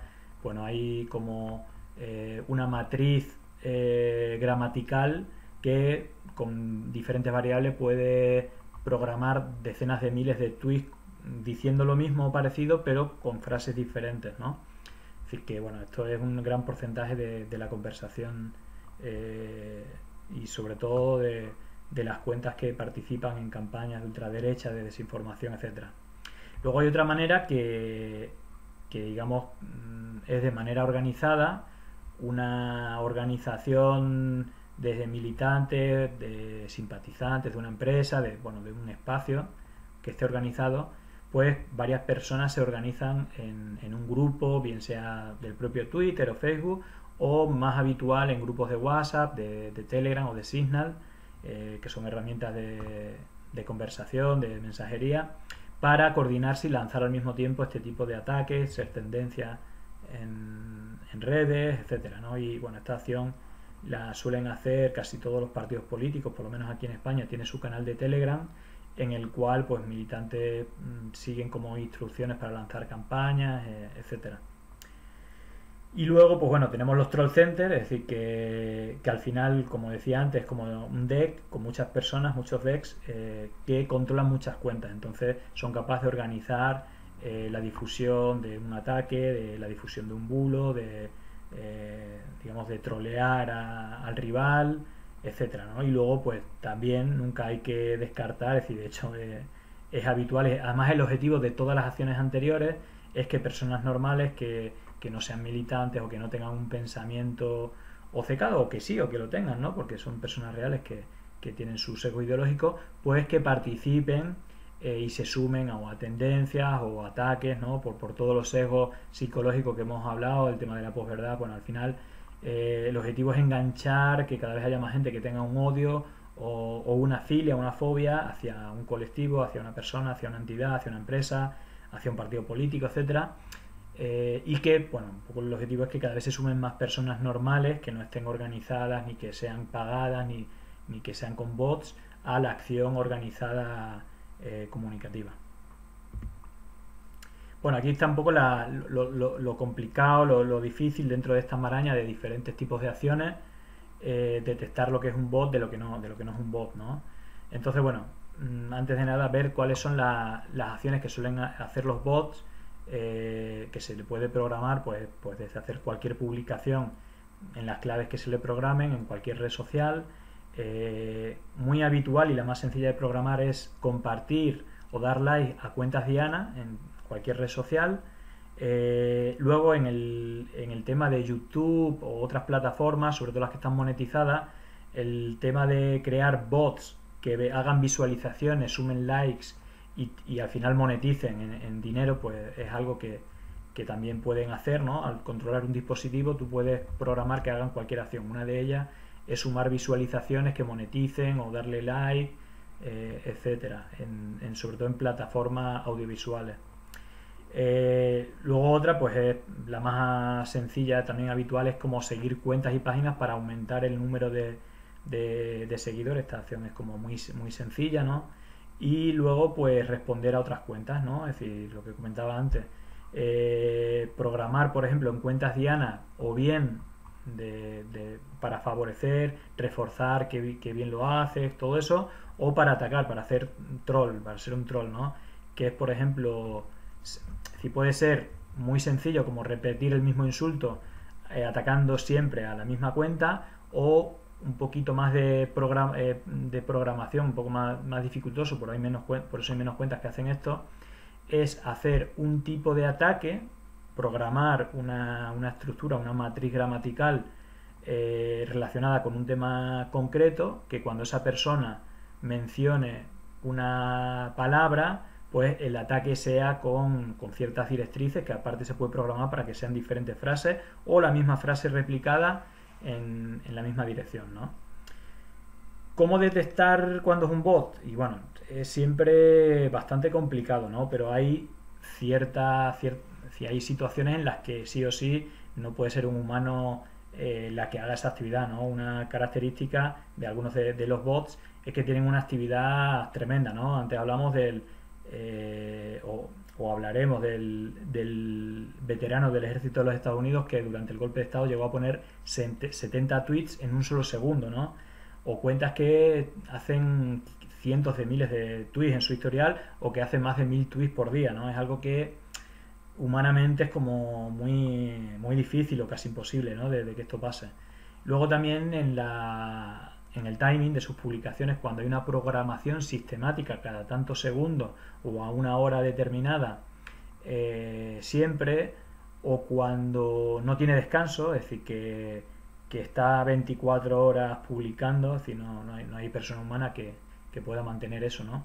Y luego hay algunos indicadores que por sí solo no te dice que una cuenta es bot 100%, pero que en bases de datos, por ejemplo, cuentas que retuitean un tweet, o cuentas que participan en un hashtag, o cuentas que difunden un bulo, cuando una gran mayoría de esas cuentas, digamos, tiene ese indicio, hace pensar que son cuentas falsas, cuentas automatizadas principalmente. Es decir, y esto, por ejemplo, hay una muy clara, que esta sí que sí o sí es un bot y que se ha dado varias circunstancias y que lo veremos, es repetir el mismo error ortográfico miles de veces al mismo tiempo. Es decir, cuando alguien programa, ¿no? Desde un dispositivo, una automatización, por ejemplo, de publicar un hashtag o un texto determinado, cuando todas hacen el mismo error ortográfico, es un indicador que casi lo más seguro es que hay una acción automatizada de miles de cuentas y que cuando se comete un fallo se comete en todas, ¿no? Entonces esa suele ser habitual. Otra es cuando una gran cantidad de las cuentas que participan en una acción determinada son cuentas recién creadas, pues normalmente una acción automatizada con muchas cuentas, ¿no? Al mismo tiempo, y además que es cuentas de nueva generación. Otra, es decir, un automatismo que sobre todo en Twitter pasa, es que hay un sistema masivo de creación de cuentas en el cual, para reducir el tiempo de creación, pues por defecto Twitter te da 8 dígitos al final, si no lo personalizas. Entonces, cuando hay un gran porcentaje de cuentas que tienen 8 dígitos, es que es una acción artificial o de bots, ¿no? Y luego también cuando siempre las mismas cuentas comparten el mismo contenido de manera como automática, ¿no? Que siempre retuitean las mismas cuentas, que retuitean los mismos contenidos, como de manera automatizada, también es otro indicador, ¿no? Y luego en el número de seguidores, es decir, cuando de manera masiva actúan cuentas con muy pocos seguidores, o si son cuentas, digamos, más avanzadas que tienen a su vez un sistema automatizado de crecimiento que consiste en seguir un número de cuentas y a las cuentas que no le siguen quitarle el follow, de tal manera que al final va aumentando de seguidores y tiene un número muy parecido de seguidores y seguidos. Es decir, a las cuentas que le siguen le mantienen el follow, ¿vale? Hay un doble follow, y a las cuentas que no le siguen se lo retira, de tal manera que al final va creciendo con un número muy similar de cuentas seguidas y de seguidores y de seguidos. O cuando hay una botnet muy grande, se siguen entre ellas todas, de tal manera que tienen pues también el parecido número de seguidores y seguidos. Aquí hay algunos de estos ejemplos. Por ejemplo, una cuenta que retuiteó masivamente un bulo, ¿no?, de hace un tiempo, en el cual se decía que se había apuñalado por parte de un antifascista a un manifestante, cosa que era totalmente falsa. Por ejemplo, esta cuenta que vemos aquí, en un segundo publica más de 10 tweets, ¿no? Y aparte se ve que las cuentas que retuitean siempre son las mismas que lo que yo llamo matriz de opinión, que son las cuentas que reciben los retweets, y la matriz de difusión, bueno, pues está todo este mare magnum de cuentas que hacen una actividad artificial. En la cuenta de abajo, otra de las cuentas que participaban en este tipo de bulo y que por su gráfica, tanto la de arriba como la de abajo, se ve que es una gráfica no habitual, como una muy sistemática o una muy sistemática que para y luego vuelve a sistematizarla. Aquí vemos, por ejemplo, eso, que esta cuenta en un solo segundo hace 1, 2, 3, 4 tweets. Entonces, claro, 4 tweets en un segundo es imposible redactarlo. Tiene que ser de una actividad institucional, es decir, una actividad artificial automatizada. Además vemos que la cuenta esta, por ejemplo, una cuenta de Venezuela que tiene casi 500.000 tweets, ¿no? Es decir, que tiene una cantidad brutal de número de tweets. Y luego, lo que os comentaba antes, esto, bueno, son un poco un barullo de imágenes, pero es la representación de 3 errores de la ultraderecha en España, en Ecuador y en Brasil, con decenas de miles de tweets con exactamente el mismo error. En el caso de arriba a la izquierda, Sánchez vete ya, fue una campaña que tuvo casi 1 millón de tweets, la de Sánchez vete ya, pero hubo una acción que tuvo más de 30.000 tweets con Sánchez vete ya, llegó a ser TT1, y las propias cuentas habituales en los 3 casos, que las mismas cuentas que ponen mal el tweet luego reclaman que Twitter le quiere hackear y que han puesto un hashtag que no es el correcto, que es un ataque desde Twitter, los progres, etcétera, ¿vale? Otro caso más reciente, el del medio, en la campaña de Ecuador, en el debate electoral hubo un mantra que uno de los candidatos, Lasso, presidente de una fundación de Atlas Network, en el debate ya de la segunda vuelta contra Andrés Araúz, no paró de repetir en cada inicio de intervención: Andrés, no mientas otra vez.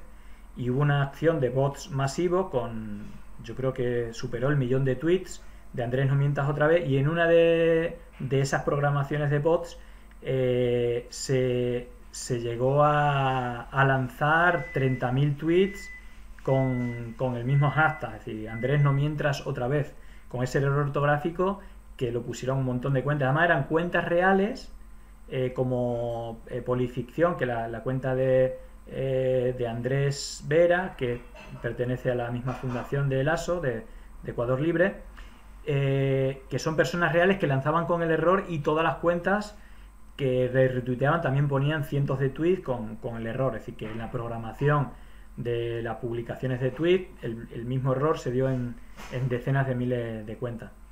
Antes había comentado que eran 30.000, aquí veo en la gráfica que Sánchez vete ya tuvo 81.000 tweets. Si bien fue 1 millón la de Sánchez vete ya sin la Z fue 81.000. Pero bueno, el caso, es decir, donde se pasaron el nivel de bots es en las campañas de Bolsonaro, ¿no? Aquí vemos la gráfica creo que en este caso fueron más de 100.000 tweets fechado con Bolsonaro, que tuvo 2 millones de tweets o 3 millones de tweets esta campaña, que es apoyando a Bolsonaro, pero que ponía Bolsonaro con una L de más. Entonces hubo de manera coincidente más de 100.000 tweets con todos simultáneamente con el mismo error ortográfico, ¿no? De hecho, hubo 100.000 tweets con este error, pero con otro error diferente hubo 12.000.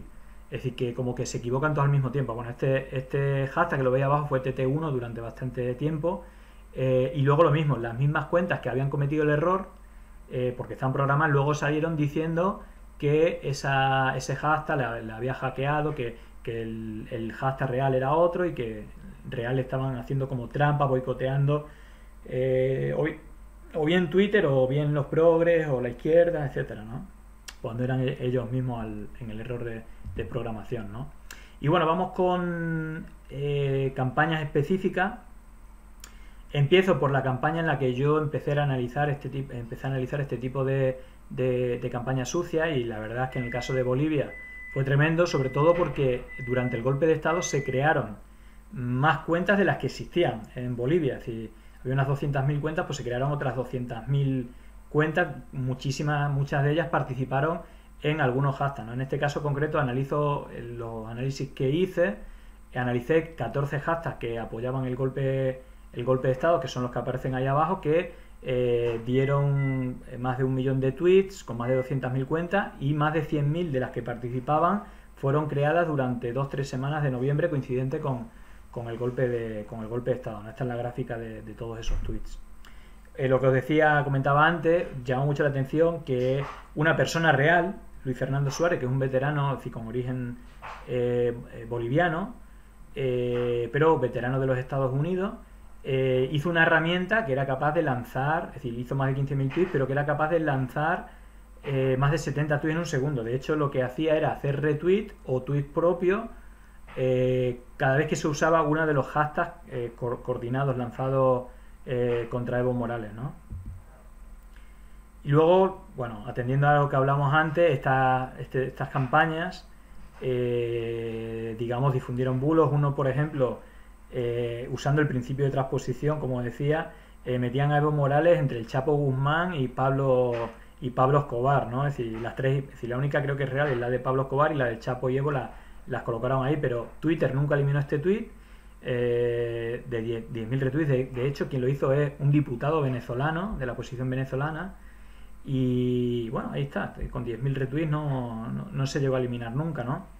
Y luego una cosa muy curiosa que, bueno, en el caso de España, los fact-checkers de aquí creo que hacen una buena labor, pero en el caso de América Latina, en varios casos, en el caso de Bolivia es muy descarado, participaron en el golpe de Estado difundiendo bulos o no negando los bulos que había. Por ejemplo, esta imagen de Evo nunca, Bolivia Verifica, nunca lo dio que era un bulo, a pesar del impacto que tuvo, pero sí que dijeron que eran falsos cuando un youtuber conocido mexicano habló que había un motín militar y policial, que fue un poco el origen del golpe de Estado, pero dijeron que era falsa.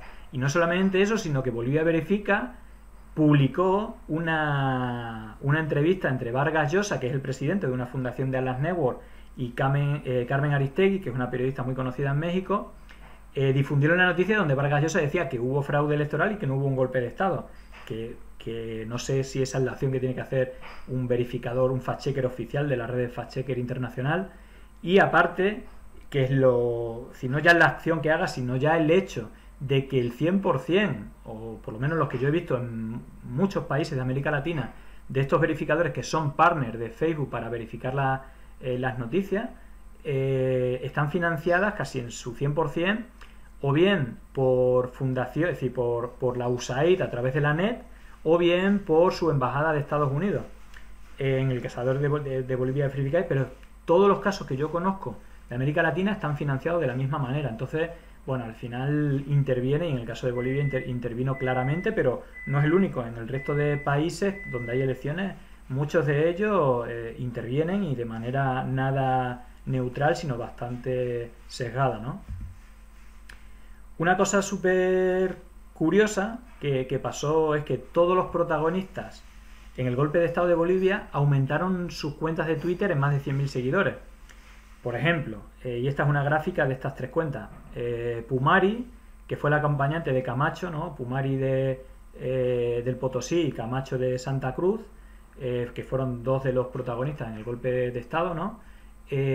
Por ejemplo, Pumari pasó de 24 26 seguidores 2 semanas antes del golpe a pasar a 100.000 seguidores cuando terminó el golpe.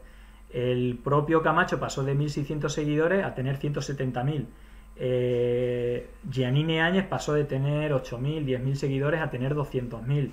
Y lo curioso de todo esto es que Tumbaburro, una de las cuentas principales, digamos, de la matriz de opinión que yo hablo, atacando a AMLO en México, en la misma fecha, exactamente, veis la gráfica que coincide en la fecha, pasó de unos 100.000 seguidores a 200.000 seguidores en 2 semanas, en las mismas semanas que crecieron el resto, ¿no?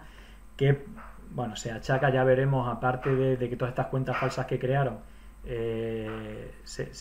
digamos que participaron en el golpe, bueno, pues también alimentaron esta cuenta. De hecho, en este vídeo os voy a poner de las cuentas. Si lo que hice es descargar las cuentas falsas y simplemente seleccioné, estas son las que empiezan por Alejandro y 8 dígitos y que participaron en la campaña. Veis que son miles y miles, todas empezando por Alejandro y terminando en 8 dígitos. Creo que de Giannini Áñez, de las 400.000 seguidores más o menos que tiene, unos 20.000 son cuentas con esta matriz, que es una de las más repetidas. Hay muchas otras matrices, pero esta es una de las más repetidas. Veis que son miles y miles y miles, y si veis la fecha de creación, todas son en noviembre, en las 2 primeras semanas de noviembre o la última de octubre.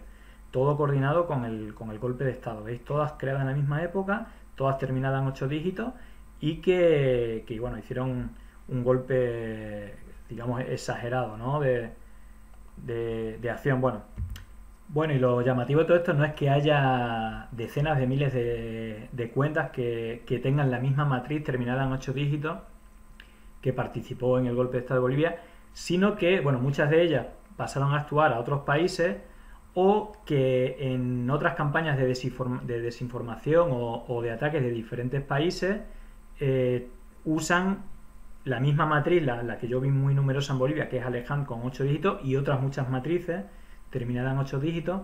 Pero, por ejemplo, para que veáis en esta gráfica, la primera de arriba es de una campaña organizada por el entorno de Atlas Network, de CAS, del Partido Republicano en Chile, digamos, defensores de Pinochet, que llaman terroristas a los manifestantes en Chile, ¿no?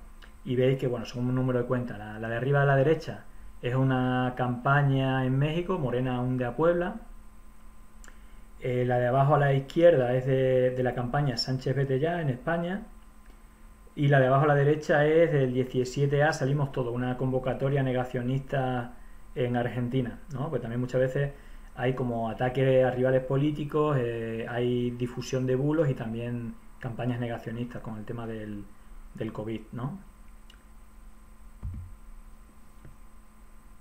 Bueno, aquí veis, si vimos el análisis de la campaña en España de Sánchez vete ya, otra cosa habitual es, aparte del uso de bots, etcétera, es el uso de los mismos guiones, ¿no? Es decir, para convocar manifestaciones, unas negacionistas, otras contra el gobierno, por la represión, por no poder actuar en libertad, etcétera. Cuando se toman medidas de confinamiento por el coronavirus, han sido muy habituales este tipo de acción. De hecho, igual que en España, desde un espacio que se llama Frena, es como, bueno, la ultraderecha en México que ataca a AMLO sin descanso. Veis que, por ejemplo, en esta campaña, bueno, tuvo más de 300.000 tweets. Ahora voy a poner el vídeo y así veis dos de las herramientas que suelo usar bastante. La de abajo a la izquierda, que ahora he puesto el vídeo, es digamos, Gephi, digamos, con la descarga de T-Hoarder de las cuentas que participan en un hashtag, pues descargo todos los tweets y con esta herramienta que es gratuita, tanto T-Hoarder como Gephi es software libre, digamos, hago un gráfico donde se muestra lo que yo llamo la matriz de opinión, es decir, las cuentas más retuiteadas son grandes, ¿vale? Tienen un nombre más, un tamaño más grande tanto en la burbuja como la etiqueta del nombre, ¿no? Y el gráfico de arriba es una herramienta que es de pago, que también la uso bastante, que es TrendsMap, en la cual, pues, de manera más rápida te dibuja el número de tweets y cómo se han distribuido y el pico de conversación, que como veis fueron de manera sincronizada más de 200.000 tweets en una misma hora, ¿no? Bueno, y aquí veis abajo a la derecha como Tumbaburros y Oficial Frena y alguna cuenta más son las principales de la matriz de opinión.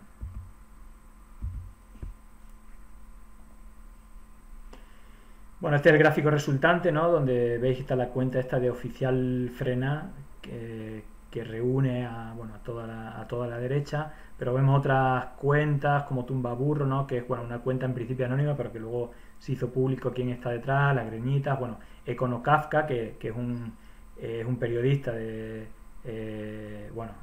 fake news totalmente de México, que participa en todas estas campañas. De hecho, si analizamos, por ejemplo, en esta otra herramienta, el gráfico este es una herramienta propia desarrollada por un amigo, vemos, por ejemplo, uno de los tweets que tiene más retweets desde la cuenta Oficial Frena. En esta gráfica vemos cómo en el caso de esta gráfica, en el caso de esta gráfica vemos que la franja verde, que son las cuentas de menos de 100 seguidores, y las cuentas de menos de 5 seguidores, que es amarilla, tiene un porcentaje súper elevado, es decir, más o menos el 2/3 son cuentas de menos de 100 seguidores y casi el 20% son cuentas de menos de 5 seguidores, que cualquier otra gráfica no te da estos resultados. Y luego, bueno, la cuenta que yo decía antes, el periodista Sergio Negrete con Ocafka, por ejemplo, veanlo, vete ya, usó esta imagen que precisamente es de la boda de un líder del PRI, que justamente parte de esta oposición a AMLO, ¿no? O como veis también se usó para pedir movilizaciones en coches, para pedir la dimisión de AMLO en una caravana, ¿no? Igual como en España, igual que en Argentina, y que usan mismos hashtags, misma estructura, un poco todo lo que hemos estado hablando. De hecho, una cosa curiosa es que muchas del magma en la matriz de opinión que apoyó el golpe de Estado, muchas de estas cuentas son de México, que precisamente son de las más importantes en las campañas de ataque a AMLO. Pues estas cuentas también participaron, ¿no? En este caso, J. Lozano, JJ Díaz Machuca o Mariana, muy relacionados al PAN, ¿no? Al partido de ultraderecha de México, que también se le vincula con el Yunque, ¿no? Que también, es otra organización que tiene ciertos vínculos con Atlas Network. Aquí vemos una campaña, en este caso dos campañas, son dos gráficas de dos campañas en Argentina. Una es Argentina Supports Trump, donde veis, otra, si vimos Tumbaburros en México, Animal Obeso es una de las cuentas que hace un poco la misma que aquí podría en España puede ser Willy Toledo, otra, lo que yo llamo Troll Stars, son cuentas anónimas pero que aparecen de matriz de opinión y que son muy retuiteadas por todas estas cuentas falsas, bots o cuentas organizadas, ¿no? Aunque sean personas reales. Si veis abajo, es alguna de las cuentas que participan en el hashtag, en los hashtags de arriba. La de abajo a la izquierda, veis la gráfica, el círculo es cómo se reparten sus tweets. Veis que casi todos los tweets son retweets, que es una de las, es como un indicador de que es un bot, y veis que es una cuenta que en el mismo segundo es capaz de poner 3 y 4 tweets, ¿no? Esto también es habitual, ¿no? Arriba a la derecha pues vemos una campaña con 400.000 tweets para atacar al gobierno, golpe de Estado K, por las restricciones, por el confinamiento del COVID, etcétera. Bueno, fue una excusa para hacer varias campañas de este tipo. Y si os fijáis, en la misma cuenta que os ponía abajo de ejemplo, a la derecha veis la actividad, la gráfica de actividad como inusual, una actividad muy pronunciada con muchos tweets en el mismo segundo, que luego para y de repente vuelve, y que luego si nos fijamos las cuentas que retuitea, Macri, Agustín Laje, Bolsonaro, Madorni, Bullrich, al final es como, aparte de esa ultraderecha internacional, pues cuentas muy relacionadas con los libertarios en Argentina, como Madorni, el Gordo Monstruo, Animal Obeso, J. Milei, Chavo Pereta, que es otra de las cuentas anónimas. Que replican modelos muy parecidos. hablando de Argentina, y que creo que no, y relacionado con lo que hablamos al principio, en el Parlamento británico hubo una investigación a Cambridge Analytica y a SCL Group, en el cual su director, Nix, afirmó que uno de sus clientes fue Macri, o el entorno de Macri. Recordemos que Macri, una vez en el poder, fue apoyado por por muchas fundaciones de Atlas Network, pero que en el gobierno de Macri entraron miembros de esas dos fundaciones de Atlas Network en su gobierno, ¿no? Pues el director de esta empresa afirmó que hubo una campaña anti-K, y bueno, así lo hizo. Y luego en el tuit de la derecha, pues también eso, si bien se apoyó a Trump, también se apoyó a Bolsonaro en otros actas, que llegó a ser tendencia, y siempre por la misma matriz de opinión y por la misma matriz de difusión. De hecho, para mí, por ejemplo, Agustín Laje, que también es el director de una fundación de Atlas Network, creo que es Ecuador, la Fundación Libre, haciendo relación a los Chicago Boys o a la Operación Cóndor, él también estuvo formado en Georgetown, la Universidad del Ejército de los Estados Unidos, y sus estudios fue de contraterrorismo. Entonces, está bastante curioso, aparte de ser muy presente en campañas, en redes sociales, en la campaña que hablamos antes en Argentina, atacando al un portavoz de la juventud, que se le dio espacio en una rueda de prensa del gobierno. Él también ha trabajado para Hazte Oír, es muy presente. Es decir, Hazte Oír es una fundación muy vinculada al Yunque, a esta organización ultracatólica, que tiene también nexos como es evidente, con la Fundación Atlas Network, y que está muy presente, ¿no? Es como un miembro de la matriz de opinión, que muchas de sus publicaciones son retuiteadas, difundidas por personas reales, pero también por miles de cuentas falsas o bots.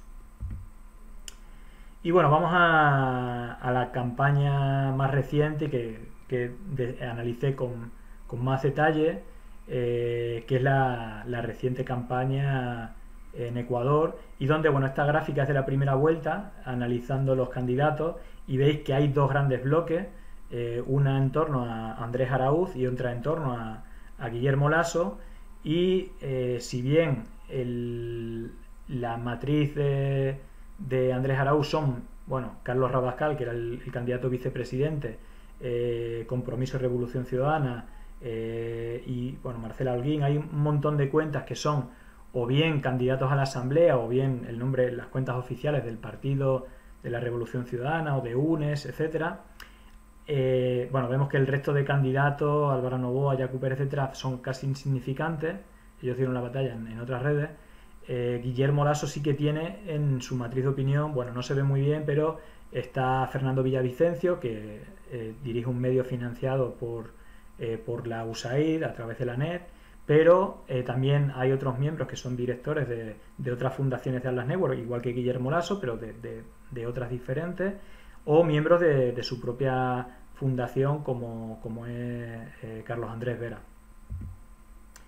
Y la campaña esta, pues básicamente tuvo la campaña sucia contra Andrés Araúz, lanzada desde el entorno de Lasso, de Atlas Network, etcétera, pues digamos que tiene los dos componentes que hablamos. Por un lado, la mentira, hubo varias, pero la principal fue la de decir que Andrés Araúz defendía la desdolarización con vídeos manipulados, etcétera, y la otra es llamarle lelo, bobo, tonto, etcétera, pero eso ya lo vimos.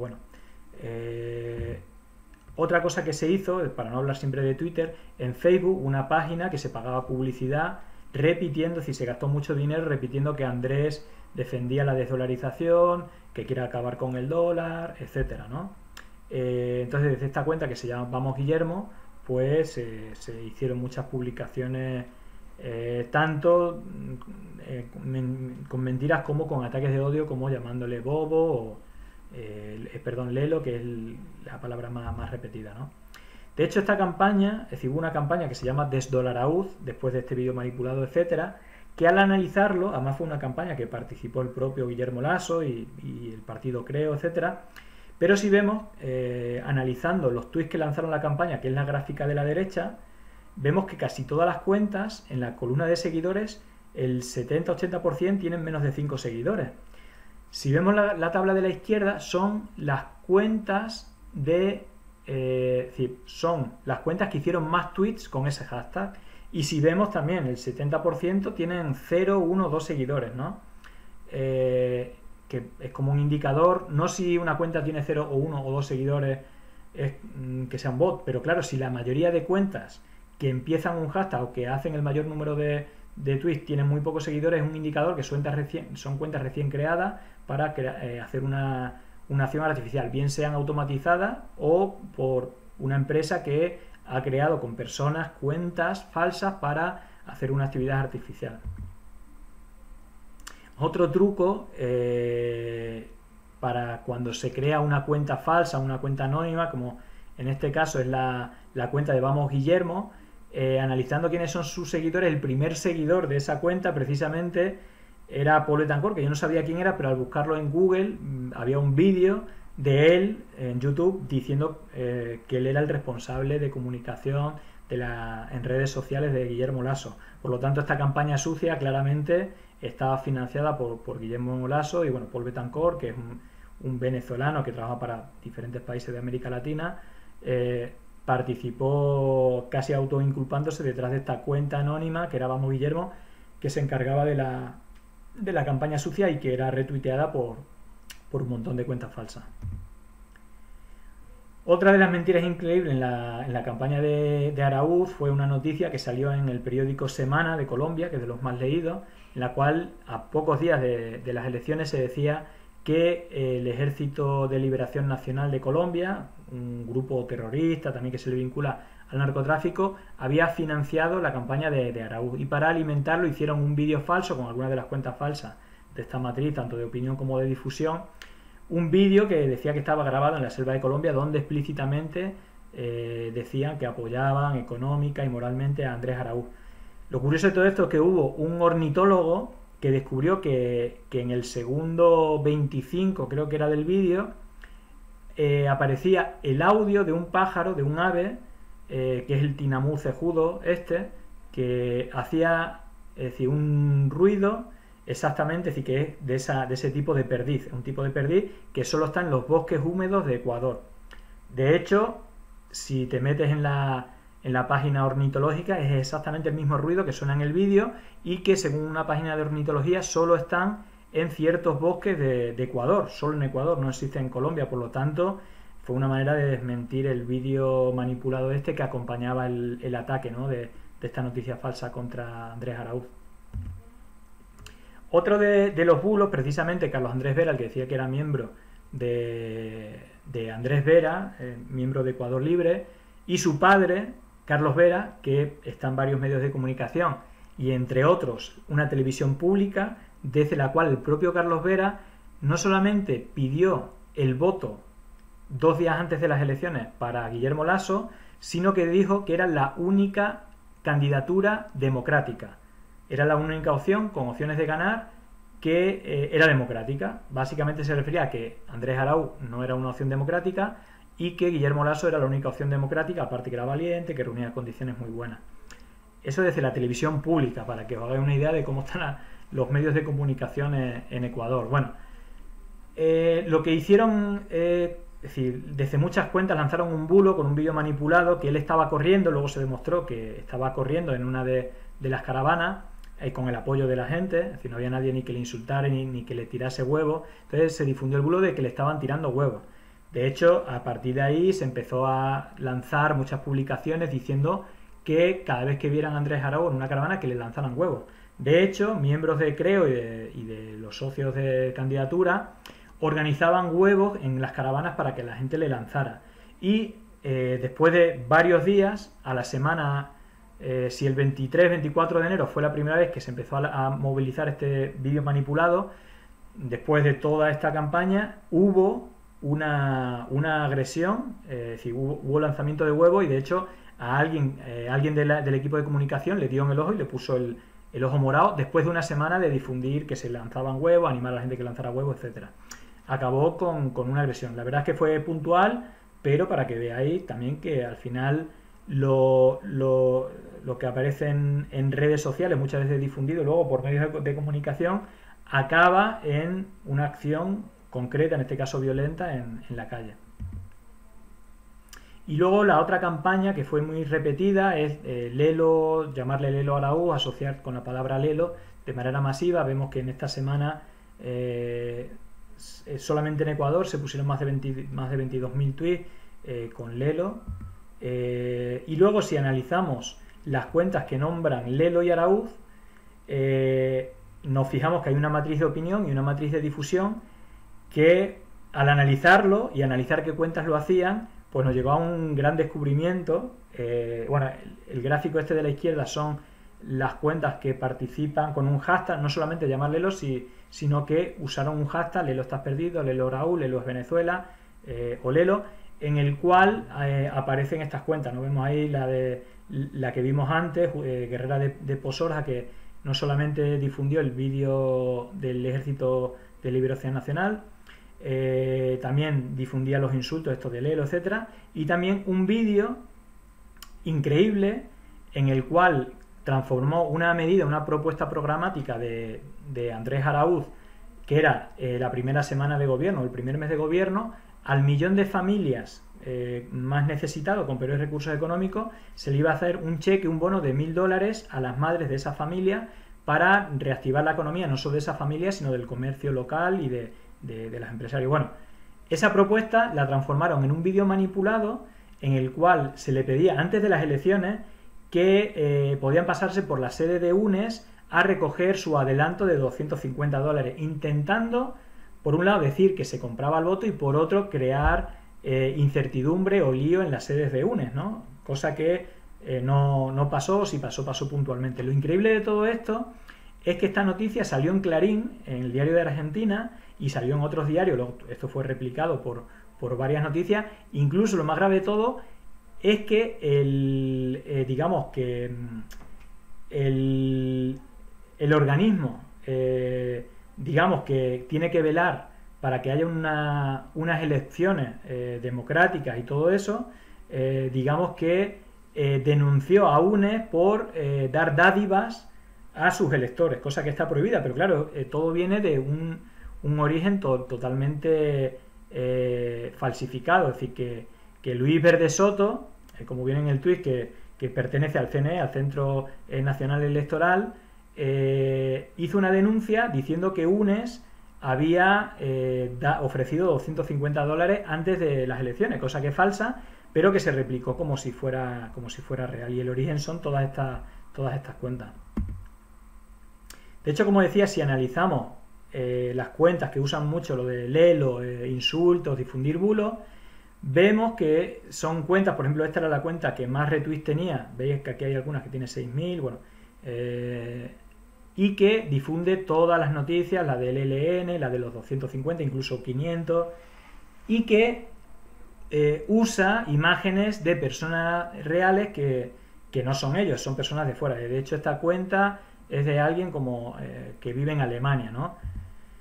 Pero si vemos, estos, bueno, son como varias cuentas que participaron con Lelo estás perdido, que nombraron Lelo, o que incluso usaron imágenes falsas de Andrés Araúz con Maduro, o bueno, con este tipo de ataques. Veis que son personas, en el caso de Noelia Montenegro, es una chica que aparece en una web turca. Jorge Fernández en realidad es Daniel Sabo y trabaja en Transparencia Internacional.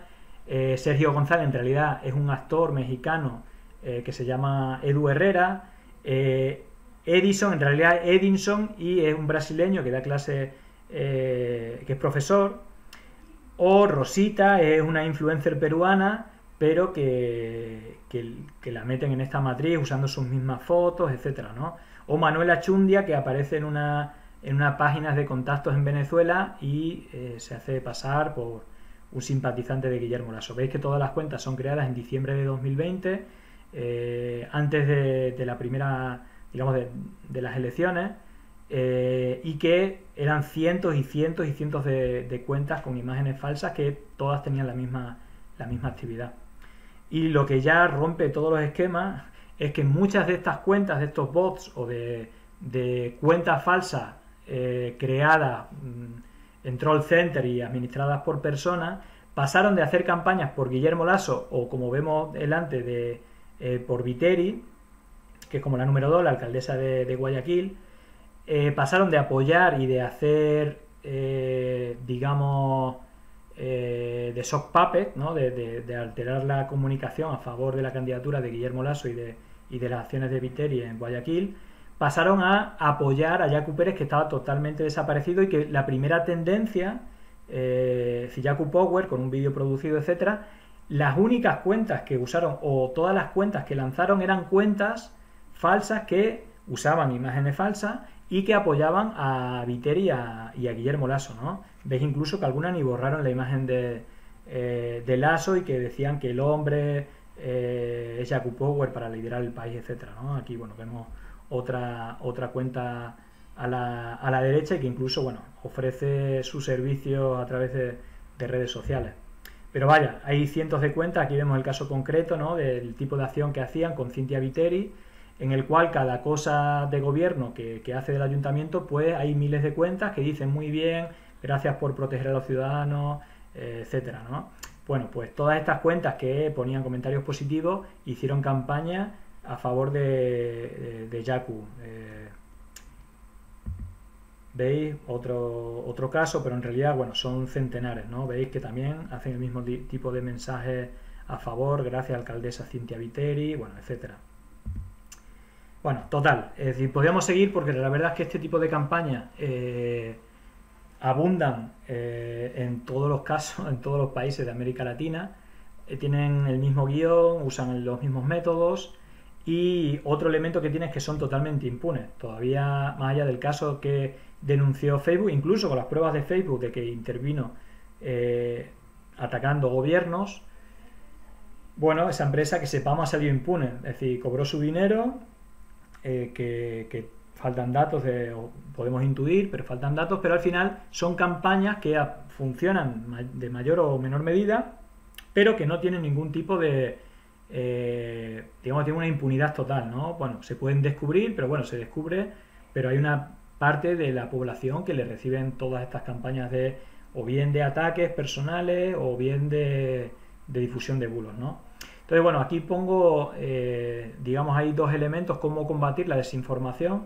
Aquí hay alguna, digamos, porque es verdad que el sesgo psicológico, de tanto el emocional como el ideológico, pues al final nos hace pensar que una información falsa puede ser correcta, ¿no? Entonces, siempre estas son recomendaciones de la OMS, principalmente orientadas a la difusión de bulos contra el coronavirus, pero que en realidad vale para cualquier tipo de desinformación, ¿no? Que al final es hacer un poco de periodista, evaluar la fuente, no ver solo el titular, sino ver el resto de la información, ver quién es el autor, qué trayectoria tiene, ver las fechas, ver si las pruebas que se ponen no están manipuladas, no hacer caso a los prejuicios, y luego pues consultar a las instituciones veraces en ese ámbito, ¿no? Y luego aquí pongo unas gráficas de No les des casito, que es una de las páginas de referencia de luchar ante los mensajes de odio, de desinformación, que en realidad, bueno, van un poco más de cómo enfrentar a los trolls o al odio, ¿no?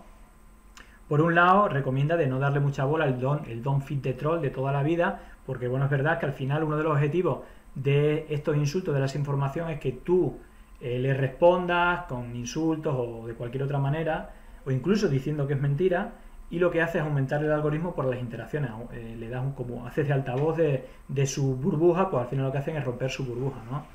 Otra de las cosas es tratar de no ponerse a la altura, ¿no? Es decir, de no responder el odio con odio, ¿no? Sino, bueno, bloquear la cuenta y no seguir alimentando mensajes negativos, ¿no?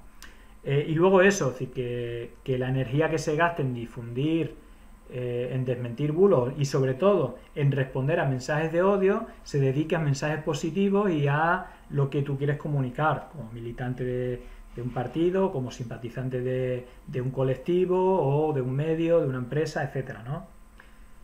Por otra parte, a la hora de desmentir un bulo, cuando se desmiente, porque al final uno de los objetivos que te piden es que es como un anzuelo para que tú al desmentirlo se reproduzca. Bueno, hay una técnica, la técnica sándwich, que también se usa en psicología, pero que comunicativamente funciona, porque al final, si tú lo primero que haces es reproducir el bulo, lo que hace es justamente que la gente que se quede ahí vea reproducido el bulo sin ver las pruebas que demuestran que es mentira, ¿no? Entonces, lo primero que hay que ver, que cuando se hace eso, lo que se recomienda es primero decir cuál es la verdad, para que lo primero que le llegue a quien lo vea sea eso y no el bulo. Lo segundo, indicar cuál es la mentira, y luego terminar otra vez concluyendo con la verdad, ¿no? Y luego, ¿qué hacer con un troll? Bueno, pues no responderle, no seguir su juego, porque al final lo que busca, bloquearle de una, tratar de darle prioridad a los contenidos positivos, a los contenidos con verdad, darle el apoyo a las personas que son atacadas y compartir los contenidos de esos colectivos, de esas personas que son atacadas, para que, bueno, por lo menos se demuestre qué es lo que comunican positivo o cuál es la verdad de ese colectivo determinado. Pero vaya, para terminar, y esto es un debate que se suele plantear, y yo al menos lo tengo clarísimo, y son las recomendaciones que haga para combatir la estrategia de odio, de mentiras y de bots. Yo digo que ante sus mentiras, pues nuestra verdad; ante su odio, nuestra fraternidad; y ante sus bots, troll center, nuestra militancia. Así que nada, os doy las gracias a todos los que habéis llegado hasta aquí, y bueno, un cordial saludo a todos y a todas, y bueno, espero que nos sigamos viendo y escuchando.